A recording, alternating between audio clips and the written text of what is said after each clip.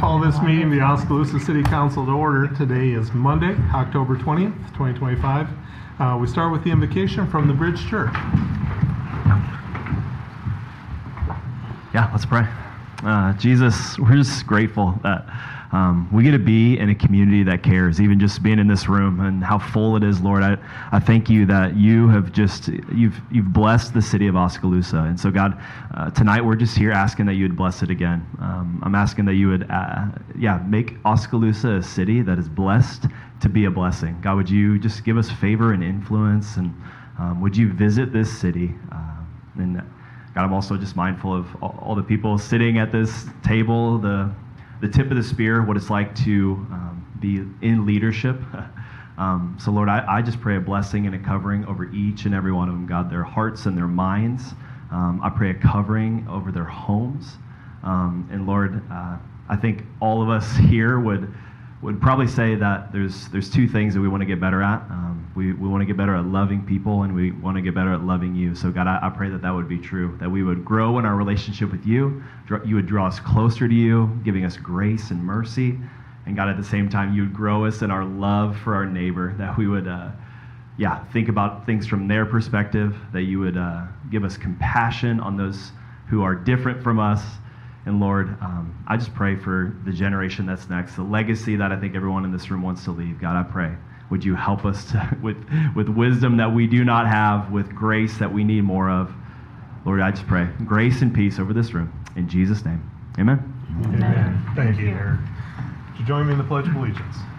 I pledge allegiance to the flag of the United States of America and to the republic for which it stands, one nation under God, indivisible, with liberty and justice for all. Roll call, please. Allman? Here. Algieri? Here. Dross? Here. Hermson? Here. Holmberg? Here.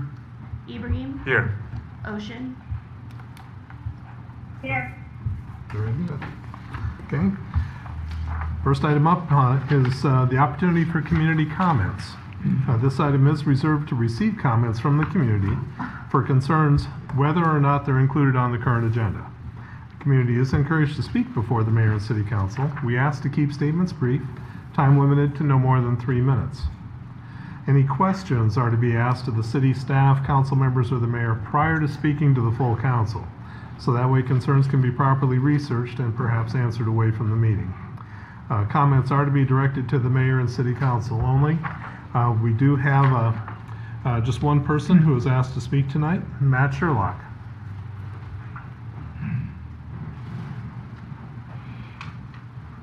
All right, we on here? Thank you very much for the opportunity. I won't take my whole 2 minutes. My name is Matt Sherlock. I'm the PGA golf professional at Edmondson and Harvest Point Golf Course. I have a contract with the city of Oskaloosa, or a management agreement, and we have a great partnership. So I'm here tonight to thank Stu and Sean for coming to the golf course and giving me the opportunity to tour them around and show them what we do out there. We have a really neat relationship and a neat thing going on there, so we're just really proud of that. So I just wanted to thank the council and thank these two for that opportunity. Got some supporters and some friends in the room tonight, which is always nice to see, and want to thank them for coming as well. So previously I've done a presentation to the council before about what we do at the course. I'd be happy to do that again. So if any of you are interested in updates on any information or any other ideas or anything you want to hear about from the golf course, be happy to accommodate you. So thanks everybody. Thanks, Matt. Thanks for Thank you. Thank you, Matt. Okay. Moving on, the next up is the consent agenda. These are all items that are generally routine in nature. They'll be action with a single motion and vote. I did want to draw attention of the council to item I. This is the appointment of Michelle Kent to the Municipal Housing Agency. Also item K, which is a resolution scheduling a public hearing on December 1st for the sale of city-owned property, 806 North H. Item L is a resolution scheduling a public hearing for November 17th, levying special assessments against private property for weed cutting. Item M is A resolution scheduling a public hearing for November 3rd to consider rezoning property at 953 11th Avenue West and 1107 11th Avenue West. And then item N, a resolution setting a public hearing for, it says October 20th on here. Levying a special assessment for nuisance abatement. I assume it's at our next council meeting. And then item O is a resolution scheduling a public hearing on the vacation and sale of 248.5 by 66 foot North-South Street adjacent to 804 South A Street. And item P, resolution scheduling a public hearing for November 3rd to consider an application to rezone property at 807 North 11th Street and 610 North 10th Street. I believe, so that's the consent agenda. Item M, I think we need to pull off for a separate vote. So with that in mind, do I have a motion of support for the consent agenda? So moved. Second. Okay. Any discussion? Roll call, please. Almond, Yes. Caligiuri, Yes. Dross, Yes. Hermson, Yes. Holmberg, Yes. Ibrahim, Yes. Ocean. Yes. Okay, that passes. Item M is to consider a resolution scheduling the public hearing for November 3rd to consider rezoning the property at 953 11th Avenue West and 1107 11th Avenue West from General Industrial District to and R2 General Residential District to Ally Limited Industrial District and R2 PUD Planned Use Development, General Residential District Planned Unit Development. Do I have a motion of support for this? So moved. Second. Okay, any discussion? Roll call, please. Almond, Yes. Caligiuri, Yes. Dross, Abstain. Hermson, Yes. Holmberg, Yes. Ibrahim, Yes. Ocean. Yes. Okay, that passes. Getting into the regular agenda. First up is the update on the wastewater 2080 agreement. And Kelly, is that? Thanks, Mayor and Council, City Manager, for allowing me to present for them. To give a yearly 2080 report on our normal progress, there's a spreadsheet in your packet. It's mostly just numbers, and if you know what you're looking for, it means something. If you don't, it doesn't. But we are on track to meet our goals. We're under a 10-year current agreement that ends in 2030, and it's to we do all basic maintenance and operation, and then we're supposed to televise so many feet and clean so many feet. We did fall behind on televising a little bit this year. We got a new camera, but even then we've had some camera problems. But we're on track to in fact we're ahead of schedule on where we need to be on our cleaning and televising. We're in the 6th year of our 10-year. We've got 4 more years of the current agreement. Last year when I was here, it was a tough time. I didn't know where we were going to go. We were very short-handed. I lost the manager, and then I had one gentleman that had almost 40 years experience, and then an unexpected retirement of another gentleman with 42 years experience. And today, my longest tenured guy is 2 years. I was able to talk a friend of mine out of retirement and on the way, come over here and work. I worked with him. We're with him for 27 years now. Was able to hire Eric Miller, this is Eric, our wastewater operations manager from Alvia. And Eric was able to get some college courses and able to get his licensing up where he needs to be so we can get at least 2 competent licensed people. And it's hard losing the experience because those guys have seen, they know this is behind this house. But at the same time, somebody told me after I came here, a fresh set of eyes can be really good. And we're running better now than we ever had. I was a fresh set of eyes when I came here, but we've run the south plant on methane for 5 months now.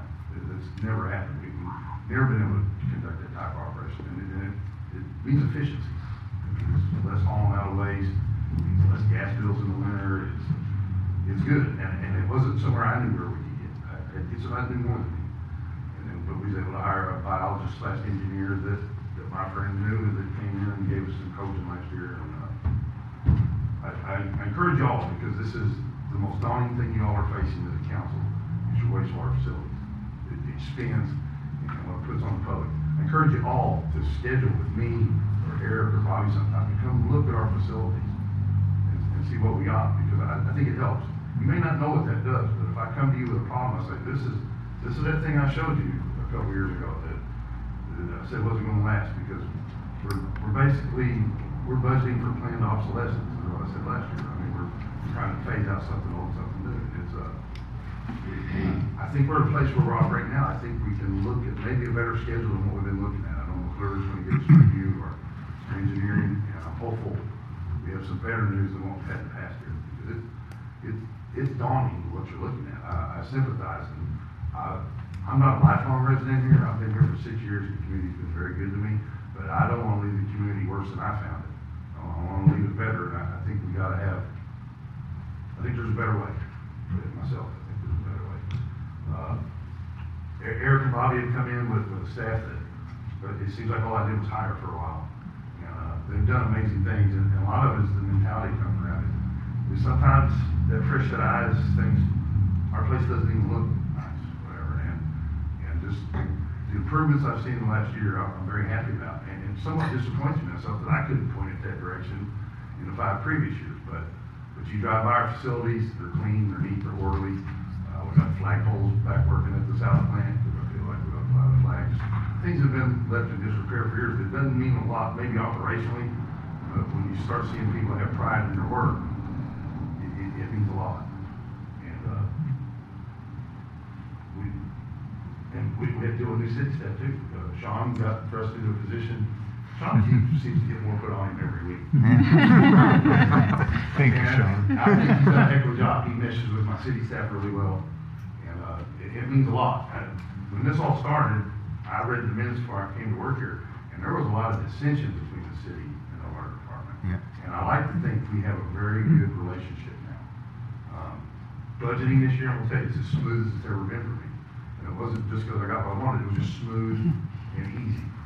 And I couldn't always say that. A couple times I got beat up by a couple ladies. But they were doing their job too. I mean, I'm not complaining, but this year was, it's been the smoothest process I went through. You put new staff in place at all your places, and I look forward to a few more years here working with the city. Like I said, it's been very good to me, and I encourage you all to take a look at our wastewater facilities and to our water facilities. We may be separate entities, but you own this. They're actually your facilities. You own the water plant, you own the property, it sits on that. It's all yours. So I encourage any council member, anybody in the public that wants to come see our facilities, take a tour, let's get a schedule, and we'll show you. That's all I have for this year's report. It's a better place than it's been since I've been here. Yeah, and I'm proud of that. It's good. Well, I appreciate very much what you have done, because about 6 years ago or so, we was getting ready to outsource this sewer plant, as you probably know. Yeah. And we went and decided, so let's keep it in-house, and we did, and worked out well. It has. I mean, it was somewhat the system I came from, but when I came here, Iowa was a different learning experience for me, how a lot of it works, and interagency agreements and such. But every year's got better. I mean, the first city manager was here, we redid the 2080 and we got some common goals where everybody became our employees, and it settled some dissension. And now the whole process is cycled through. So there's some days we don't have the experience we need, but I'm confident in the leadership I got over there and what's going on. That we're a couple of you have been out and seen around, and there's a difference. There's a difference in there was when I got there. And my husband Kelly was there 27 years, and so I know that you, I spent a lot of time out there, so, and I know you inherited things that there was never anything done. So, I mean, I can tell you that. I mean, they still call him in the middle of the night and ask him where the sewer runs. It's funny, he still knows. But you inherited a mess, and so you've done a nice job, because it was. Well, I appreciate that, but it's hard to pick up something and try to make it nice when it's not nice. So. This community and my staff has made it fairly easy. The one thing I was surprised is how much turnover I got here. Where I came from, I've worked with the same people for 20 years. When I come here, I only have 3 people left that started with me in 6 years, and have a hard time sometimes attracting talent. It has been. Our website has helped a little bit, but it's different. The economy's better here. There's less available workforce, but we have a team right now that I put up against anybody. It's really good. it's a compliment when these other communities are ready to Cedar Rapids took our last wastewater operator, and Indianola or rural water over Warren County took our manager, and it keeps happening. So, but luckily we've had people that stepped up. Yes. Very good. I would just echo what Kelly said about getting out to visit the plant. I mean, it's one thing. I mean, I serve on the water board, so you hear about all these things, and you're like, okay, well, that's a digester, and that's this, and that's that. Until you actually see it, you don't really understand it. So again, but I think I agree, Kelly, and Kelly and staff have done a great job. Different mentality between, you know, this, I don't want to say Pleasant City on, but you look at the water plant's been there since 1923. And we're looking at replacing plants, I think were built in the late 60s, early 70s, wastewater and even condition. There has been a different level of either funding or pride over the years, but I think we're really even on it now because we have people that do both. They go back and forth. We run a lot more here with the same amount of people as I had in Illinois, and they do it pretty darn good. I'm proud of them. They're good. I got good folks. You guys do too. Very good. Thank you. Okay, Thanks, thank you, Kelly. Thanks, Pat. Thanks, Pat. Next up is the update on the YMCA natatorium completion project. Thank you, Mayor. Real quick, if I could just kind of put on a community services hat. I dropped off the grand opening for the Nature Playscape on behalf of Chris Klingon. He cannot be here tonight. They have their regular scheduled board meeting, and him and I and Alex were in a meeting, and we felt like November 3rd council meeting was just not quite enough notice. So I offered to bring that on his behalf and spread the word for the Playscape. And also of note on there is their 50th anniversary as well. I guess the early theme of the room would be is, you know, we have an agreement with water. Angie's behind us, Matt's behind us, just another opportunity where the city works along with Manhasset County Conservation and has partnered with them in a few projects just in my 2 years of time. So on behalf of Chris, he would like to invite you to November 8th. All right. And then we will move into the YMCA natatorium progress report. First one we'll show here, because it was on the next steps, is the vertical and horizontal shoring. That is now complete. So the wood planks, that is what they consider the horizontal shoring. And then also just a brief note in there is the piping you see behind kind of those boards and the steel beams. That is pool piping starting to go into place. That is what is still sitting over in the kind of the Lacey complex, that parking lot. The decision was made some time ago to use brand new, so we have to relocate that. But that is what that is. So if you see, so yeah, shoring is now complete. Pool piping has been started.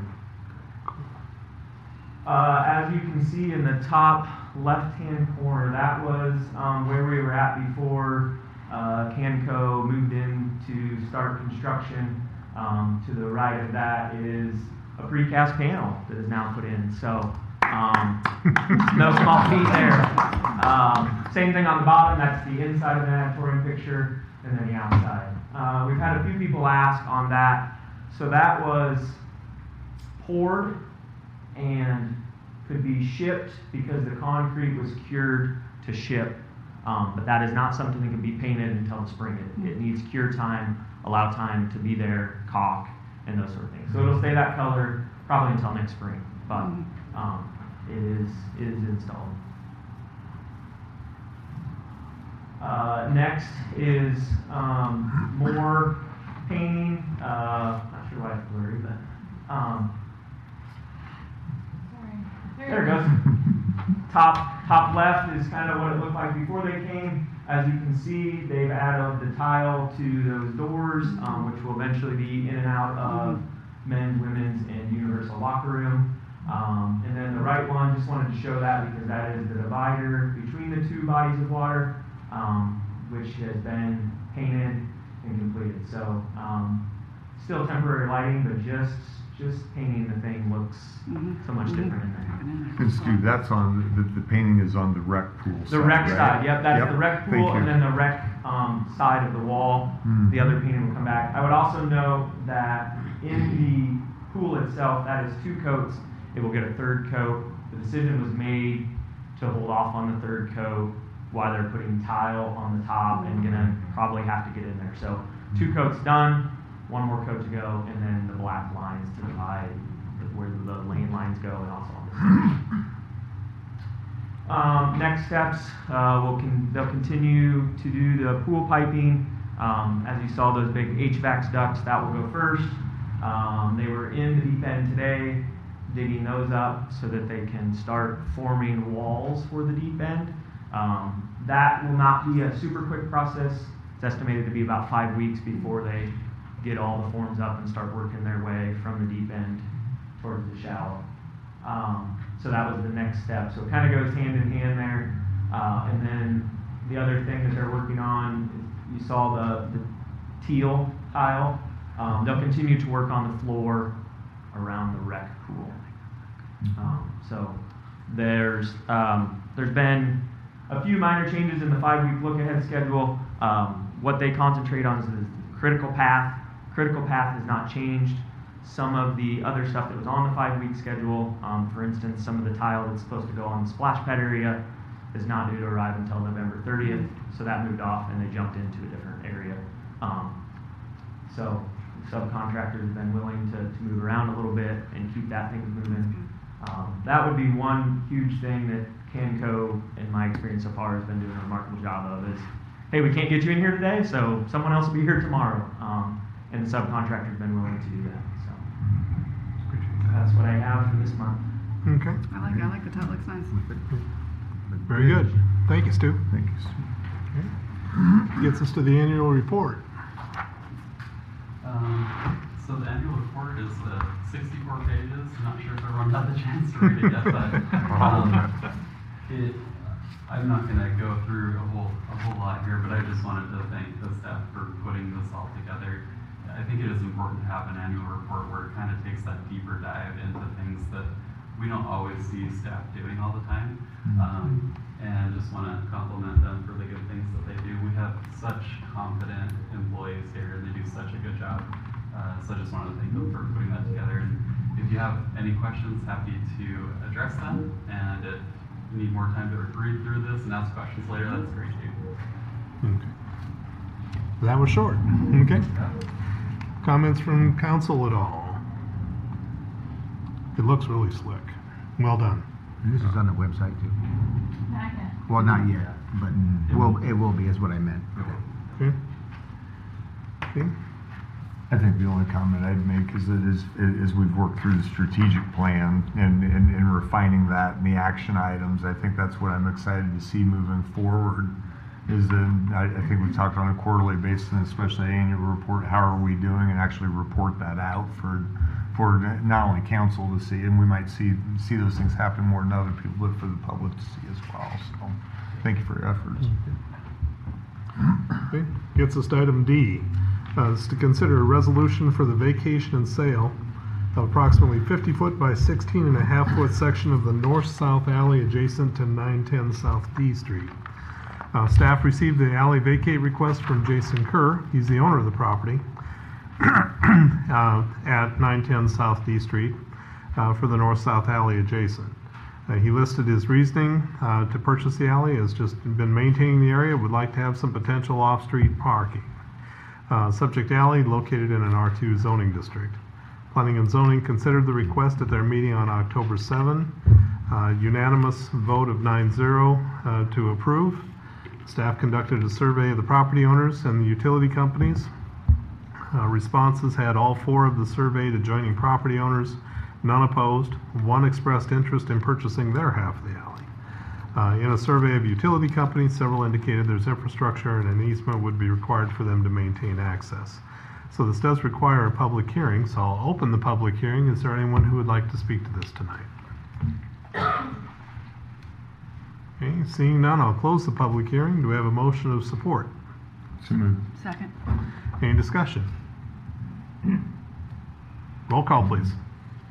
Almond, Yes. Caligiuri, Yes. Drost, Yes. Hermson, Yes. Holmberg, Yes. Ibrahim, Yes. Ocean. Yes. Okay, that passes. Item E. This is to consider a resolution approving the sale of a 60-foot parcel, real estate located in Lot A of the southwest quarter of the northwest quarter of Section 18, Township 75 North, Range 15 West of the 5th PM, Mahaska County, Iowa, adjacent to 433 North 6th Street. Anthony Irwin and Diane Irwin, they're the owners and holders of the record title of the residential real estate located at 433 North 6th Street and the adjacent approximate 14-foot strip of ground lying to the north, which is purchased from the city in 2018. In March of 2022, the Irwins made application to the city to purchase a 60-foot strip of ground lying immediately to the north of their properties. Notice of the hearing on the sale was passed, setting a public hearing on the sale, and at the time of hearing, the sale was approved and deed was given, recorded as document 2022-1329 of the records of the Mahaska County Recorder on May 10th of 2022. Well, we've learned and determined that the resolution setting the public hearing and approving the sale and the deed all contained erroneous legal description. To confirm the sale and address any title defects, it's necessary to have a public hearing and reapprove and confirm the prior sale with the corrected legal description. So, along that line, I'll open the public hearing. Is there anyone who would like to speak to this? Okay, seeing none, I'll close the public hearing. Do we have a motion of support? So moved. Second. Okay, any discussion on this? Was the city attorney on vacation? At that point, just checking. You're relevant. He was quoted as saying, it doesn't need to be that long, does it? You know, it was ambiguous looking back. It referenced a 60-foot parcel, and then for some reason the legal that put together was tied more specifically, if you can see it in your mind's eye, there was a 14-foot strip beneath that. Who knows how or why. Mm-hmm. But we caught it and it's fixed. So, roll call, please. Almond, Yes. Caligiuri, Yes. Drost, Yes. Hermson, Yes. Holmberg, Yes. Ibrahim, Yes. Ocean. Yes. That passes. Okay, item F. Let's consider a resolution levying a special assessment against private property for cutting and removal of weeds by the city of Oskaloosa. Let's see, so we've got the private property for weed cutting. It's outlined in Exhibit A. Certified notices were sent to each property owner. Notice was published in the Oskaloosa Herald. And if approved, the property owners have 30 days from the time of filing with the Mahaska County Treasurer to pay for weed cutting in the city clerk's office. After 30 days, it's assessed to their property taxes with a payment schedule at 9% interest. So I'll open the public hearing for these two properties. Is there anyone who would care to speak? Okay, seeing none, I'll close the public hearing. Do we have a motion of support? So moved. Second. Any discussion? Roll call, please. Almond, Yes. Caligiuri, Yes. Drost, Yes. Hermson, Yes. Holmberg, Yes. Ibrahim, Yes. Ocean.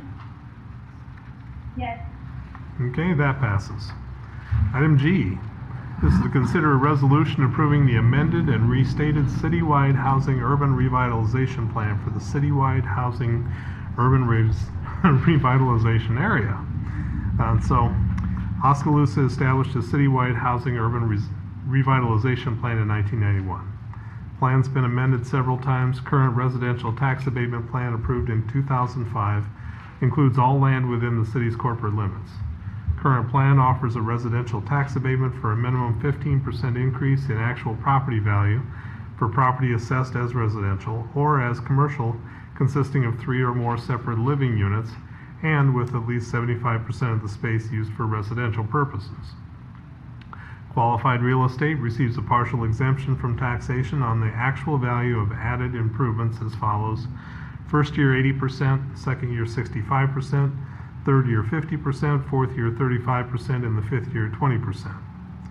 So the amended restated plan proposes changing First off, updating the map to show all the land within the corporate limits. Second of all, it qualified real estate means all real property assessed as residential in the revitalization area. All qualified real estate assessed as residential is eligible to receive 100% exemption from taxation on actual value added by eligible improvements. Exemption from taxation does not apply to property tax levies that are imposed by the school district. The period of exemption from taxation on the improvements is now 10 years, and it requires an updated list of the names and addresses of the owners of record for all the real estate in the revitalization area.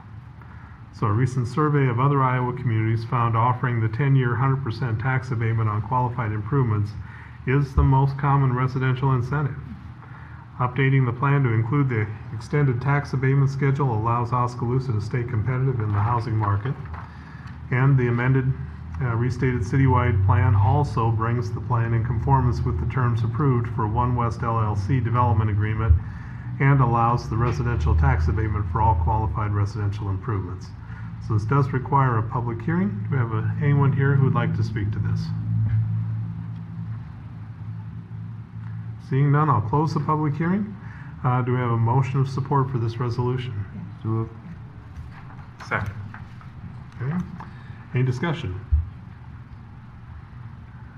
Question I have, assuming this passes, when would the 10-year go into effect? How soon is it after this would pass that would go into effect? You know, I'm more conversant in actual state code things, but I would assume with this, it would become effective upon passage as soon as we've approved it. Okay.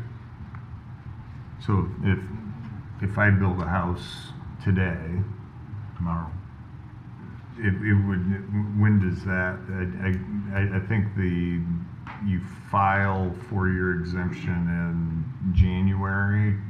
Is that right, Pam? You file for it in January after your house is completed? Correct. The process itself will not change. Filing for the residential tax abatement will still take place in January for improvements completed in the prior year. Okay, okay, thank you. The other thing that will be coming here pretty soon is commercial tax abatement and industrial tax abatement. Right. We're working on, Sean's working on the legal description for that, so we're updating the area that it covers, so just an FYI, it's Here it coming. comes. Okay. I think just one more comment, and this was in the agenda item, but the schools portion of the property taxes do not qualify for the abatement. And that's different. Do you remember when they passed that, Pam? I mean that was just recently to where that's so the longer term actually helps kind of offset to get the benefit. Okay, thank you. That's the person. Roll call, please. Almond, Yes. Algieri, Yes. Ross, Yes. Hermson, Holmberg, Yes. Ibrahim, Yes. Ocean. Yes. Okay, that passes. Okay, that gets us to item H. So consider an ordinance to add chapter 10.77 having to do with alternate enforcement action to the Oskaloosa Municipal Code. It's the first reading, and per mayor and council request and interest at the August 4th of 2025 meeting, at the council meeting, Police Chief Bakey provided an overview of alternate enforcement action. It allows for an alternative enforcement process for specific minor traffic and municipal violations. The proposed ordinance and chapter addition would grant the Oskaloosa Police Department authority to issue what's called notices of violation in place of traditional citations or municipal infractions. This enables the violators to pay a set civil penalty directly to the city. And the purpose is to streamline enforcement, reduce court caseloads, and also offer a more efficient, cost-effective option for addressing minor offenses. The model is based on similar ordinances currently used by several communities, including Ottumwa and Bloomfield. So at the August 4th meeting, staff was directed to work with Dave Dixon on drafting the new chapter to the Oskaloosa Municipal Code for council consideration. This ordinance formally institutes the regulations by amending the Oskaloosa Municipal Code Title 10, having to do with vehicles and traffic, by adding Chapter 10.77, alternate enforcement action. And so things that it pays attention to says that notice of violation can be issued for a minor traffic violation, animal leash law or animal at large, open burning of garbage, nuisance animal noises, animal immunization violations, violation of dangerous dog ordinance, and also nuisance sound amplification. That's what's in the agenda memo. Dave, I don't know if you have anything to add to what I've already read. Two thoughts to it. Number one, my name is mentioned there, but I don't want to take too much credit. Daniel's delivering more on that. So he actually receives the credit for doing it, number one. Number two, it's a good thing, quite frankly, for everybody. It's good for the city for the reasons stated, but if you're an individual that gets one of these, it's like getting hit with a speeding camera violation. You can go ahead and pay it, but it doesn't go on your record. It doesn't count against you. So in truth, it's a nice methodology for things to be able to work. The other thing I would note for you too, if you look at Section 4 of that, is that a subpart, general regulations, you've listed these specific things where it says, for violation of city ordinances, including but not limited to those items. So actually it can be applicable to a number of different situations. So that was one of the questions that entered my mind. It was having to do with minor traffic violations. And Chief, you're up and at 'em, so I'll stand back on this. Yeah, I'm sorry to make you read all that, but it's kind of a significant change, so it's worth discussing. The current enforcement action for some of these violations, especially animal leash law, alloy violations, the mechanism for that is pretty onerous, and they all involve Dave Dixon's office and a lot of time lag. So the idea of this would be to have quicker enforcement for some things. It takes the onus off of the public because 90% of people that are stopped for something, they know what they did. They want to take care of it as quickly and easily as possible. So this gives them an opportunity to be done with this. It doesn't go on their driving record. It doesn't go on any kind of insurance for points or anything like that. And we saw this idea from Bloomfield. One of the officers actually worked there and said, why aren't we doing this? And I had never heard of it, so we thought it was a good suggestion. I also placed a form on your desks, which is a copy of our general code. So this is a book that is put out by the state every year that updates all of the fee schedule for traffic violations. Eventually, we will want to update the fee schedule if we pass this without listing every single fine within the ordinance itself. So what we have listed now is this would be per the fee schedule. So for leash law, for open burning, for nuisance noise, things of that nature, we would probably list those out specifically within the fee schedule. But for traffic, we wanted some guidance. So this is something that the city manager and I looked at. This is published every year, and the way this works is the boxes in yellow are the scheduled fines, but the third column over is what people actually end up having to pay if they go to court on this, and it's a significant change. So generally, the city receives 90% of the scheduled fine. So if you see the $135 there, we would receive 90% of that when they pay their fine, and the state and the court receives everything else up to $210.25. So there's a specific step up that the system pays that just adds to the fines for our public. So what we're suggesting is we would probably set for traffic, we would suggest setting it as the scheduled fine, so the $135 without the surcharge and court costs and all the additional. So the fine would be the same as what the state charges. We're just eliminating all the additional fees from the public so they don't have to deal with that, and considering it doesn't go on their records anyway. So that's what the city manager and I came up with. We thought we'd at least push that forward for consideration. The other options are just having a straight, maybe a 2 or 3 category, $50, $100, $150. We could do that too, but everything would have to be listed out specifically that way. These books are carried by all of our officers, so if we did it this way, it's easy for them to figure out what the appropriate charge would be. Okay. Are these all current ones that you guys do? I mean, the dog leash, do you guys, do we do all these? We don't. Okay, and that's we're what trying to create a mechanism for that, because if there's a leash law violation right now, everything has to go to Dave's office to be cited as a municipal infraction. And sadly, what happens with that, I get the report, We have to put together an infraction. I send Pam an email, send me a check for $95 for the filing fee to the clerk of court, which they won't file until we get that. We have the notice, it's filed, the PD serves it, so we don't have any costs in connection with the service, and they've got 20 days to file an answer, so it's a cumbersome process if we have to do that. The other nice thing about the ordinance, the way that it's put together here too, if I do get a citation like that, and I think, well, no, that's not right, I want to challenge it, I can do so. And if we do, then we revert to the traditional, either filing an infraction or filing a formal citation.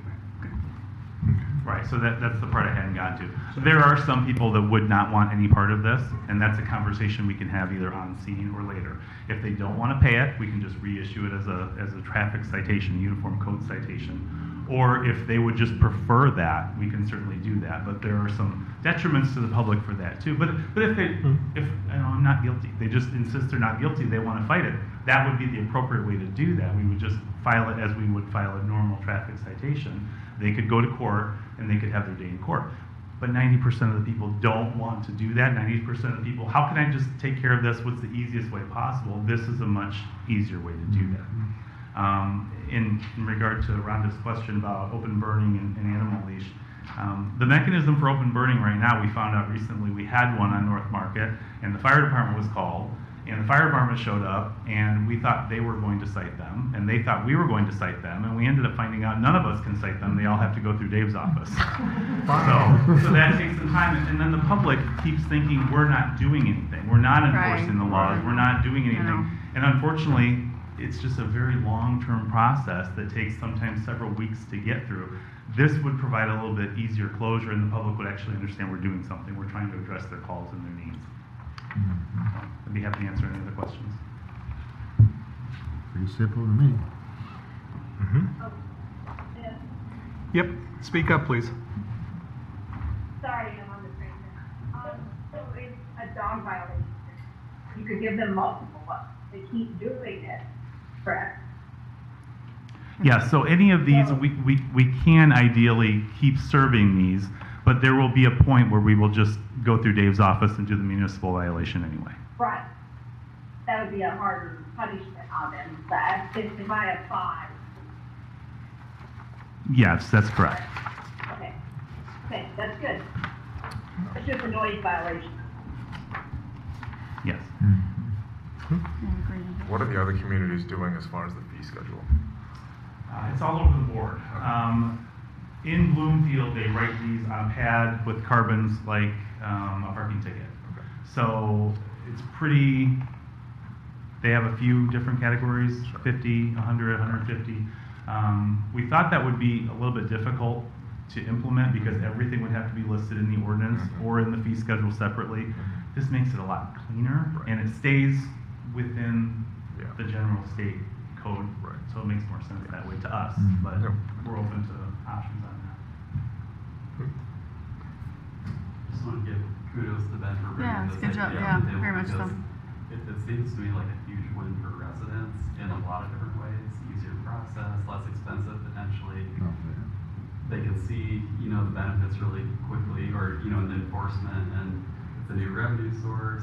It's just a win-win-win sort of thing. So kudos for bringing that to the table.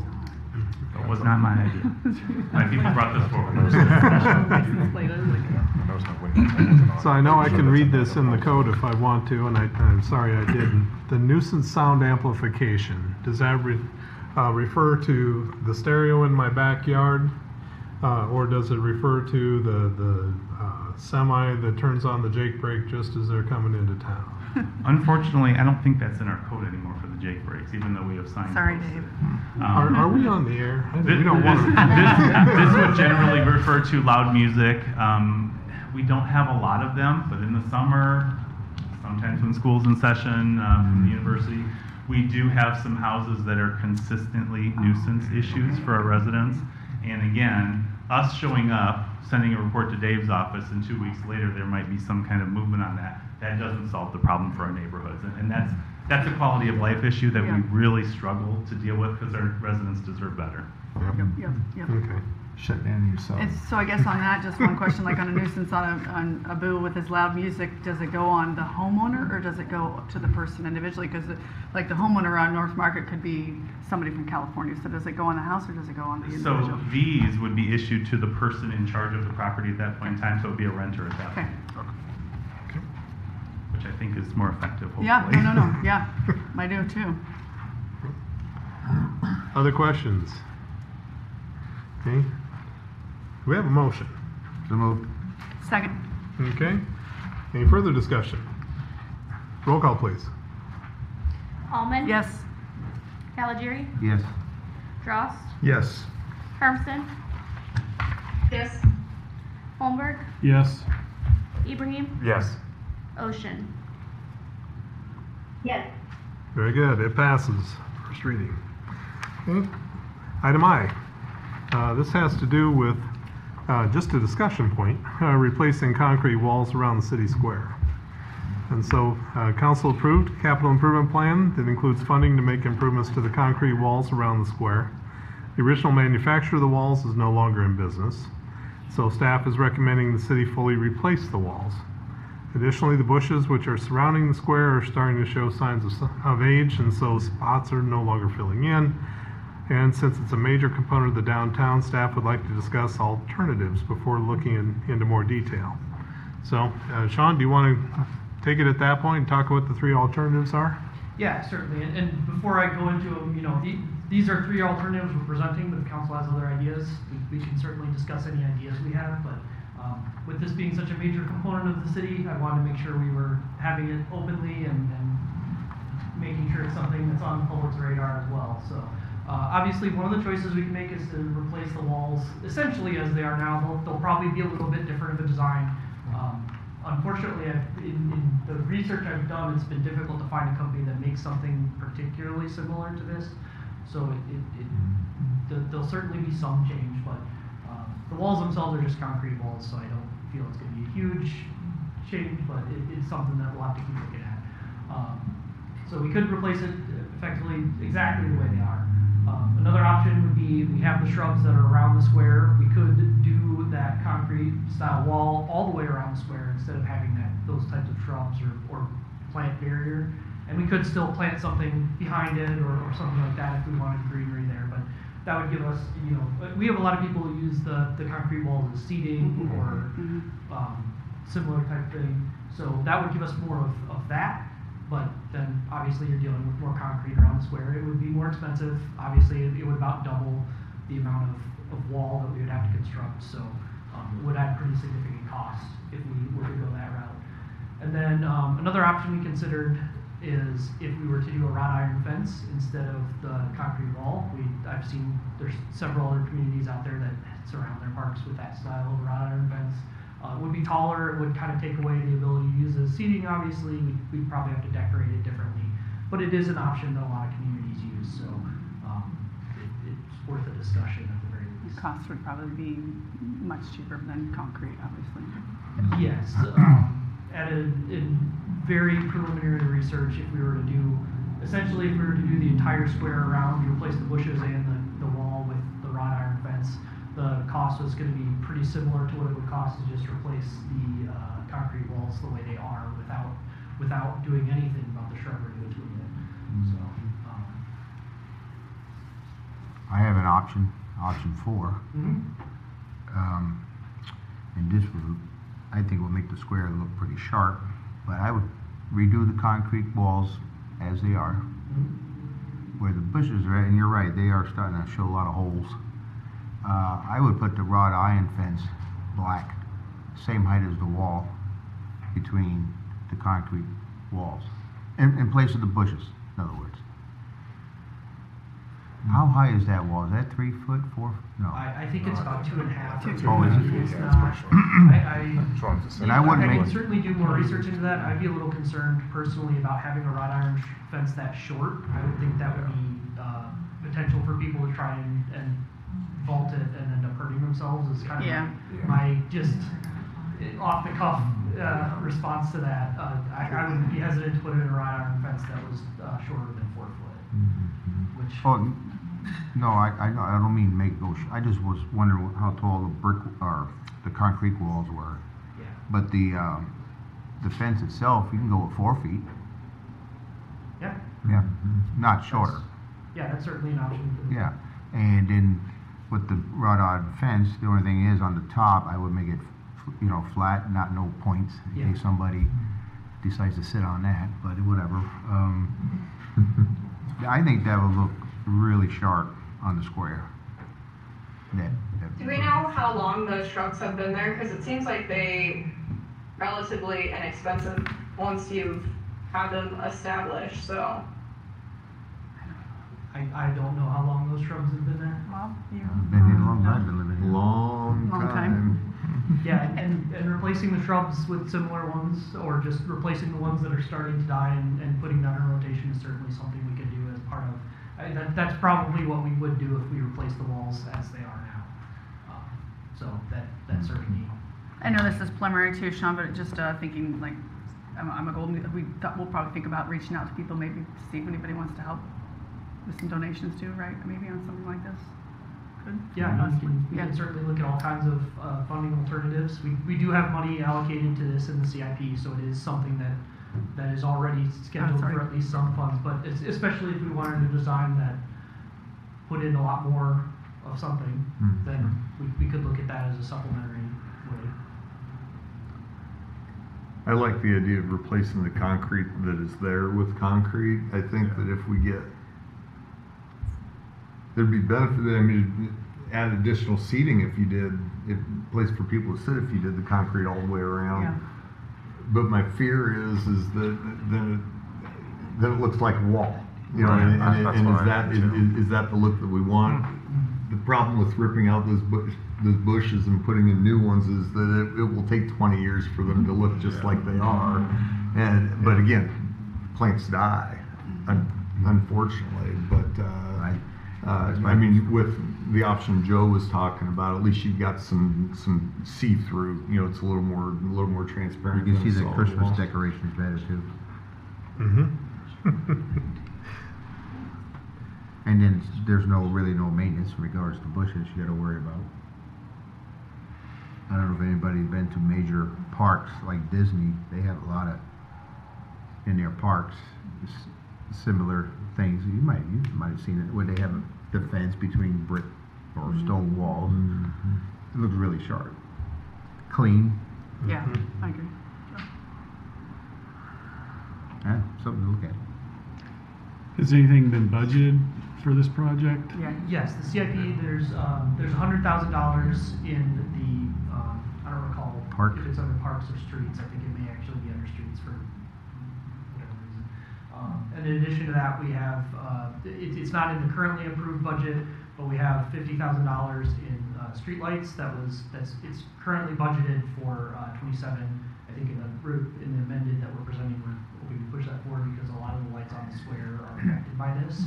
So when we replace the wall, we'll need to replace those lights that are on the square, so that will take place at the same time instead of being a separate item.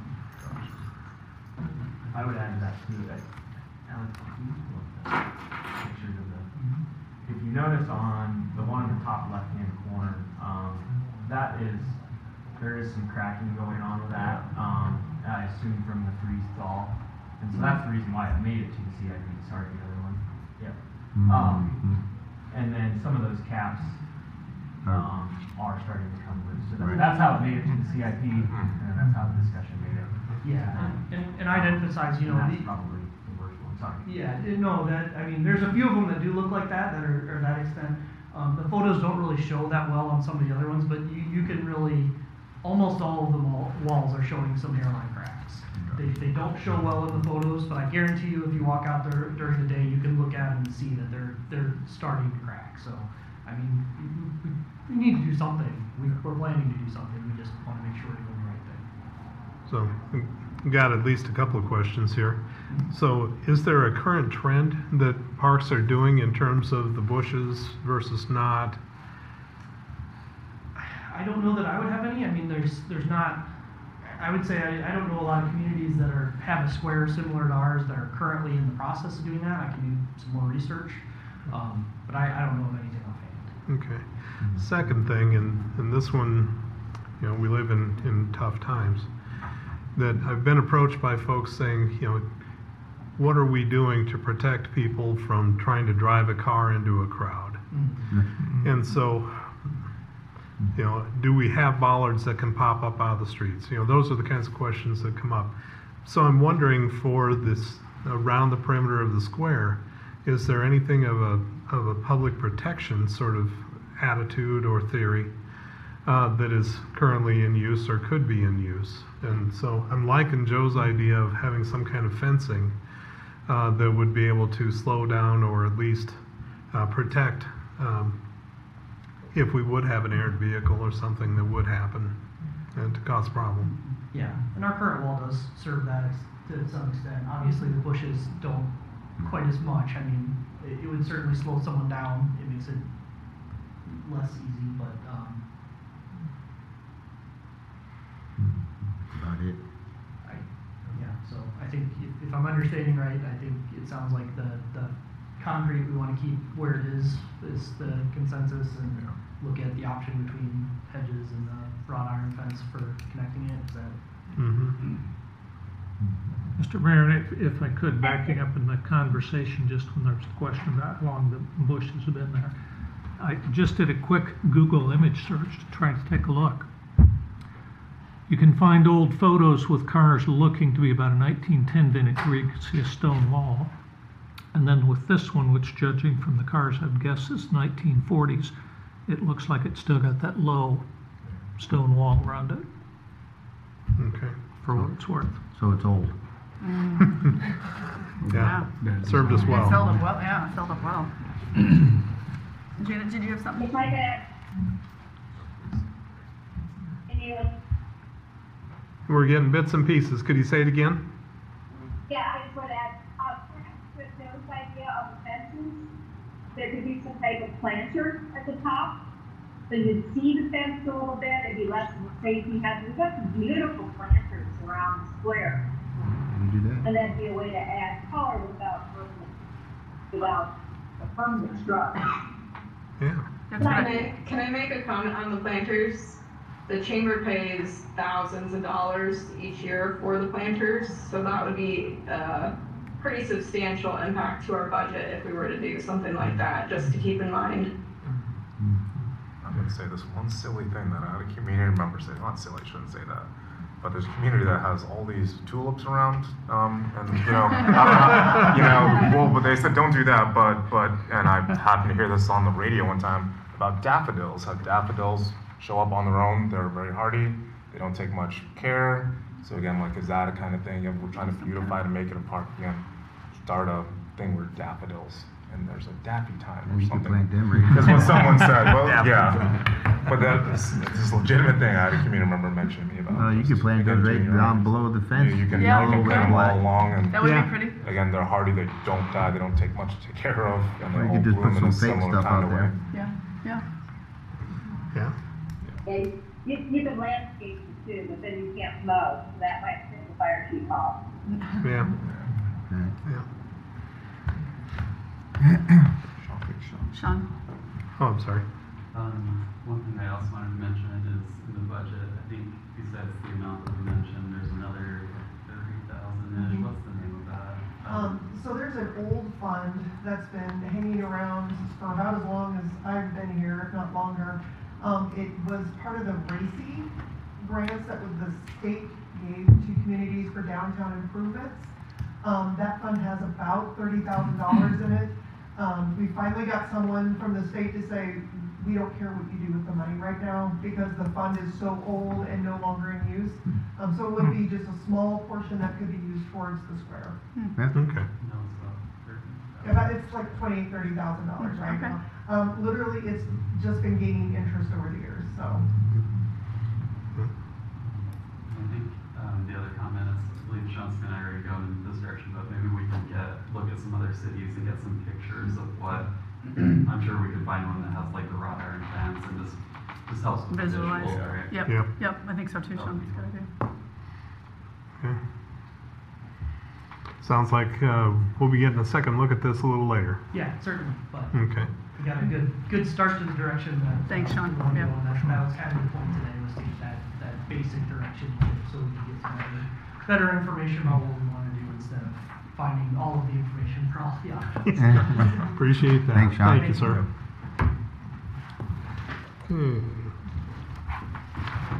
This is item J.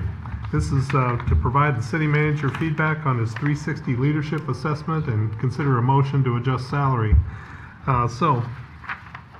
City manager, the employment contract indicates that the council will review and evaluate the city manager's performance after 6 and at 12 months of service, and at least once annually thereafter. The council will provide a summary of their findings and provide adequate opportunity for the manager to discuss the evaluation with the city council. The employment contract also indicates the city council would consider a salary adjustment from $165,000 a year to $170,000 per year after 6 months of employment. The Concord Leadership Assessment Survey was selected as the tool to assist in the 6-month evaluation. It is approved by the International City Managers Association. And the assessment includes both quantitative and qualitative items designed for supervisors, managers, and executives, 96 behaviorally written items listed to 16 core competencies having to do with initiative and risk-taking, personal integrity, vision, quality of results, empowerment, communicating, delegating, motivating, coaching, planning and goal setting, problem solving, decision-making, creativity and innovation, technical competency, diversity, teamwork, and mentoring. 4 open-ended items provide qualitative feedback. Deliverables include a personalized feedback profile and instructional interpretation guide. So this was done by the city council, by the department heads, and by the city manager. So we have a complete 360 as far as the evaluation is concerned. In the past, this has been done in closed session per request of employee. We have adopted a change since then where this will be done in the open. And so with this in mind, I see we've got it up on screen. Can we go to the first page after the CCI survey? Yeah, having to do with strengths, and those are listed out there. The way the thing is crafted is you have pretty much an executive summary at the very front, things that are considered strengths, and so that works well. And then there's also not far down an opportunity to say, well, here's where in fact, it shows it on the first page. There are the developmental needs. This time around, between the council and everybody else, there isn't much there. There's a lot of strengths, and so I found it to be a very favorable review. Sean, I didn't know if there was anything you wanted to bring out beyond that. Otherwise, we could also go down towards the end. But I thought if you had any comments, everybody on the council has had opportunity to review this, and of course it was part of the agenda. So the public's been aware of it at least since the time of publishing. Just a few comments. I tried to put like a summary page of, there's just so much information in there. It is. But in summary, it just made me feel really motivated to be here and excited. The comments especially were just like incredibly motivating to me. It just feels good to have those and the feedback in here. There were some areas that I put in my title here, analytical light bulbs, just some things that like the way that I'm perceived is a little different than I perceive myself. And so this was the most beneficial tool I've ever used as far as just giving really good feedback. So I learned quite a bit here, have quite a few different takeaways, but I appreciate that we can do this. Okay. I really appreciate some of the tools you brought with you. Yeah, I do too. Like strategic planning. And we're still working on it, I know. But to take that monster and shrink it, and with the software that you use, it's really, really, really nice. It's easy to manage, But and there's other things that I think you're doing a great job. So. I think you do a great job with the open conversation too. If you and I text back and forth or whatever you like, you call me. You have I like that you have your own idea. I mean, we have to come to a conclusion, but you have your ideas and you have some good ideas and maybe some ideas that we don't think about it. I think you bring some new things to us, which is good. I think we need that. So I appreciate you. I think similar to what Kelly said, again, you have a fresh perspective on things, and then I think your internal your intrinsic nature of how you operate, I think is a fresh change for the city, and it's been well received. So I just encourage you to keep on doing what you've been doing. It's been fantastic. Bob, you gonna pick them apart? Oh, yeah, I mean, I've got do with this one 96 questions. Sorry, guys. No, I think as we went into our interviews, 7-8 months ago, one of the key things that I was looking for, and I think most of us were looking for, is communication, and being able to build a team, and those are things that I believe that you displayed, showed us in your interview, and you're living that out. I think that was one of our first conversations after you came on board was, okay, you talk the talk, now let's walk the walk. But I do think that you have demonstrated those things. And again, with the strategic plan, I mean, a couple of things I wrote down just today as I was reviewing this again. You're doing a great job of getting up to speed. There's so much to learn, and coming from out of state, there's all those nuances to learn. But taking working through the strategic plan, and let's narrow this down. Let's actually set some operational goals that you pulled your department heads in and done that.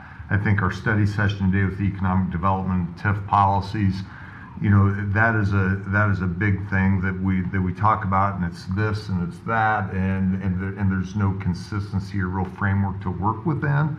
And then also just the conversations that we've had, just talking through situations, whether it be issues or opportunities, your ability, the fresh perspective to come up with new ideas and alternatives, or coming to council with, okay, we've got this to work through, here's option A, B, C, what other ideas do you have to work through that? And then again, just your willingness to listen. You're a fantastic listener. Your desire to learn, I've really appreciated that, and you tell me when I'm wrong. So I appreciate that as well. But again, 6 months is not that long of a time, right? And so I did have a hard time answering some of these questions. I did too. Yeah, I did too. But there's certain trends that I'm seeing, and I'm glad we brought you on board, and that you chose to come on board. Really happy to be here. I have a couple items, Mayor, if that's okay. Fire away. Really appreciate what you've done so far, Sean. I think that you are the person that we need in this position, and you are a fantastic active listener, but you also take what you've heard from us and you put that into action, and you don't let it sit for months. You bring it back in the next council meeting or the meeting after, so we keep that front and center, and I really appreciate that. Also your attention to detail and to policy. What does Oskaloosa need for its future? I think that's really important. And just how you've been able to bring people together and seeing your team, just the positivity and the excitement you can see in them, I think is exactly what your team needed as well. So thank you for your leadership and your partnership with us. Thank you so much. Appreciate that. And Lisa, anything from you? I would concur with Janet. I've been really, really impressed with how Sean does see a problem and does something about it. The piano ordinance, for example, is just one small. So, and he does really listen to us, which is hard to do at times. So. Okay. Very broad-based, not one-off. There were a lot of people that did take this, and I mean, you scored high with a lot of groups. So, yeah, you're off to a good start. Keep it up. Thank you. Any other comments? Oh, and I would also throw mine in there as well. I think what I appreciate is your calm demeanor. You listen, you're analytical, you think through what the long-term effect could be of making decisions, and so especially data-based. So thinking about the research that's been done on TIF, that's a long, arduous thing, and you were willing to take it on and bring us a really nice package of suggestion to work with, and then working back and forth through, well, here's something that we might not, that the draft has, but we might be able to do different. Having those ideas while we're having the conversation, I find that just wonderful to work with. So thank you very much for that. Now, one of the other items in here is we need to consider a salary adjustment from the 165,000 to a 170,000 pace. Do we have a motion supporting that? So moved. Second. Okay. Second. Okay. Any discussion on that? Can you handle any more compliments? Roll. Criticism's coming tomorrow. Yeah. It does feel so good though to have this sort of feedback. It just makes me so motivated and excited to be here, and so really sincerely appreciate that. Appreciate you, man. Yeah, I do. Roll call. Almond? Yes. Caligiuri? Yes. Ross? Yes. Hermson? Yes. Holmberg? Yes. Ibrahim? Yes. Ocean? Yes. Okay, that passes. And that gets us towards the end of our agenda. Reports from city staff. City manager, anything else? I think Sean has one item on the bypass connector. Yeah.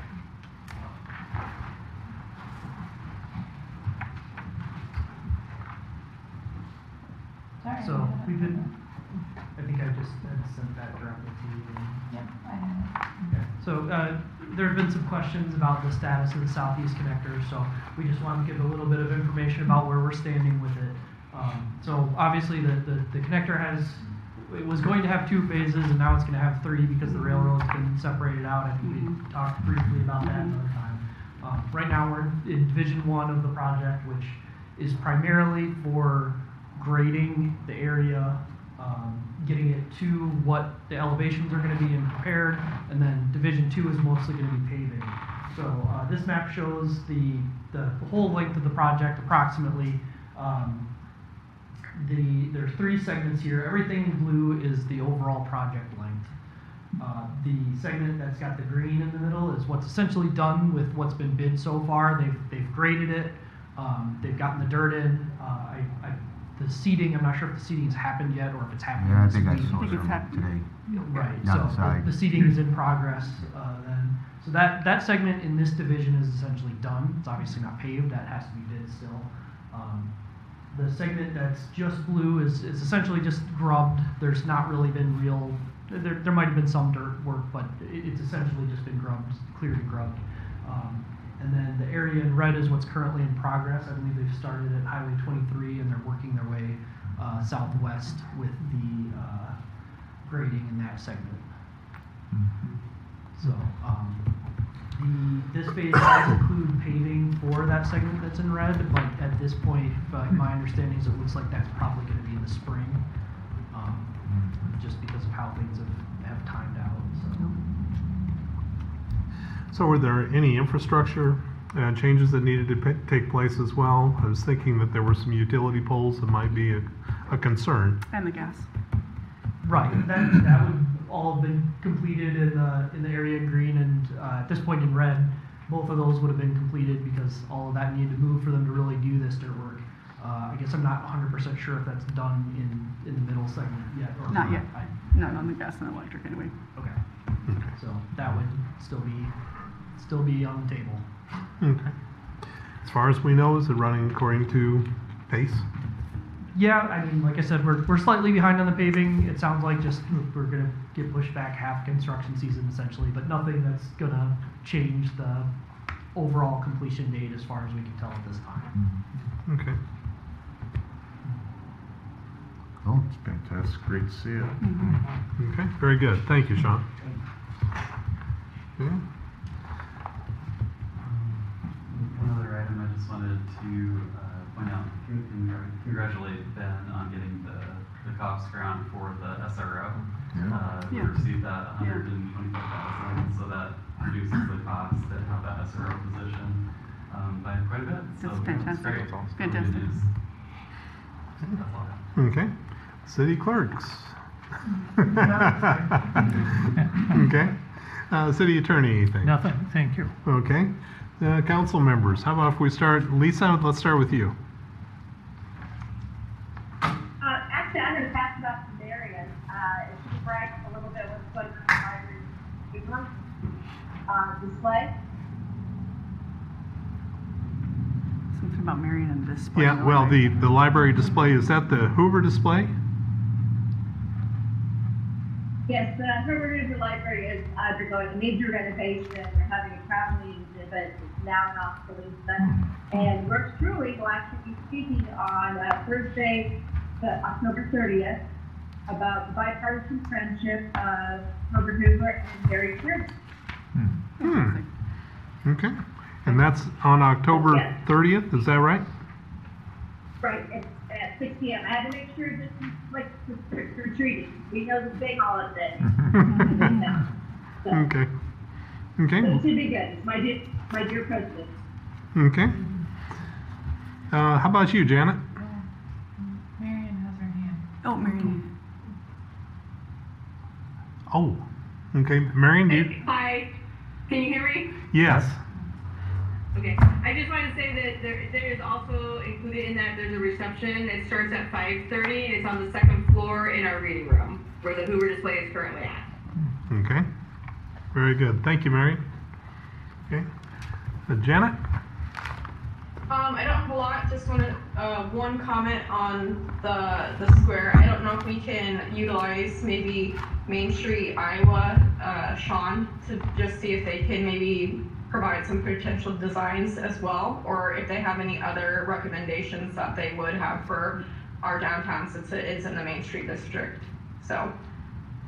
Yeah, we can look at that. That's a good idea. Great idea. Yeah.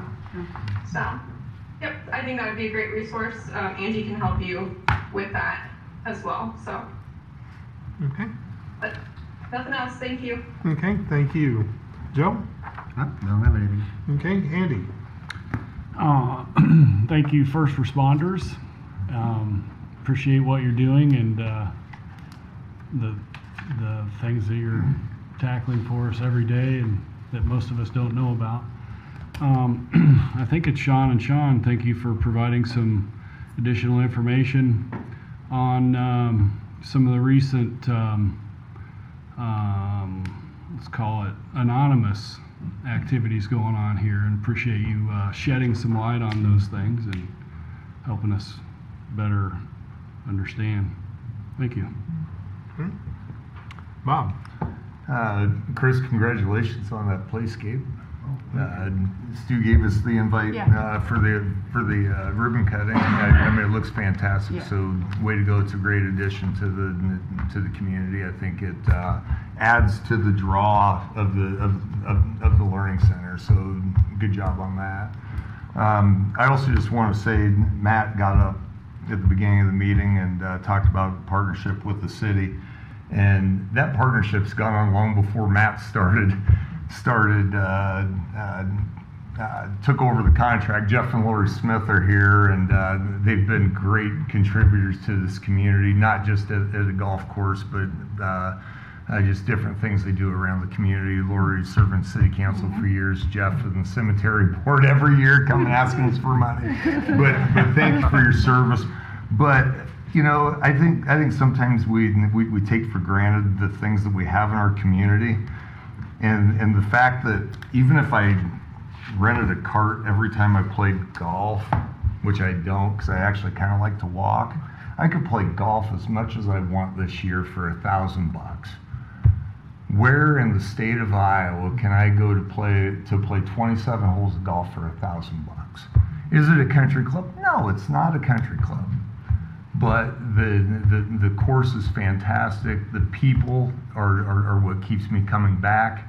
I mean, I think that Matt and Candace have done a great job of just continuing what Jeff and Lori started, and even Jeff's dad before that, and it's just that's what keeps people coming back. And I see the guys in the back of the room that I've played a number of rounds with, and just appreciate all you guys and coming out and support tonight.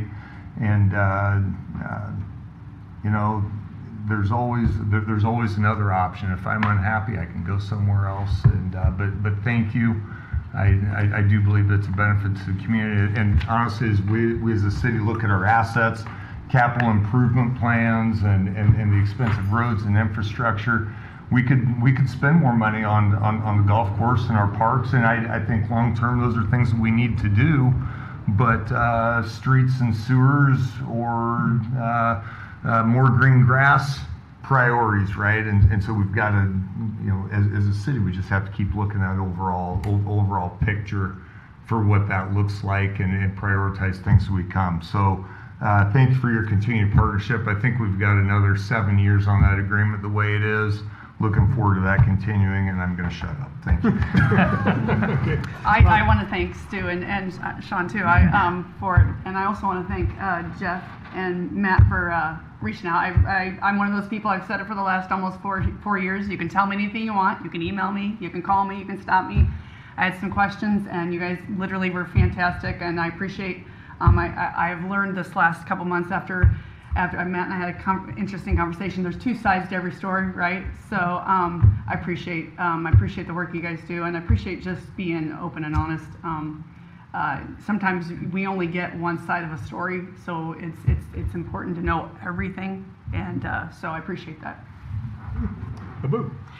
Earlier this year, I remember winning an award unrelated to city council again, like called out here. So I'm going to call out Bree Woten, who this weekend was inducted to the William Penn Athletics Hall of Fame. Woohoo!